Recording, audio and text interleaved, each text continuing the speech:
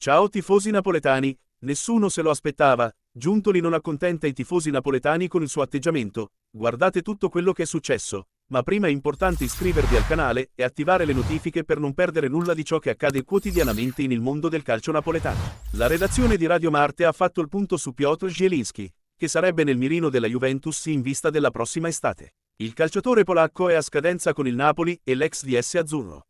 Ora in bianconero, potrebbe approfittarne. Secondo quanto svelato dall'emittente partenopea, c'è stato un contatto tra il DS della Juventus Giuntoli e l'agente di Zielinski Bartolomej Bolek, perché il centrocampista nel giugno del 2024 si svincola e la Juventus ha bisogno di colpi a centrocampo. Dalle informazioni raccolte il calciatore non vuole andare alla Juventus e vorrebbe chiudere la carriera a Napoli. Il polacco non ha intenzione per ora di prendere in considerazione l'ipotesi di andare alla Juventus, sperando sempre di rinnovare il contratto e di restare a vita in maglia azzurra. Ci sono già stati colloqui per il nuovo accordo con la dirigenza azzurra, ma ci sono da sistemare alcuni dettagli tra cui quelli relativi alle commissioni per gli agenti. Questo è il nodo principale attualmente da sciogliere. Lascia la tua opinione nei commenti tifoso azzurro su Zielinski e non dimenticare di iscriverti al canale. A presto, Forza Napoli sempre!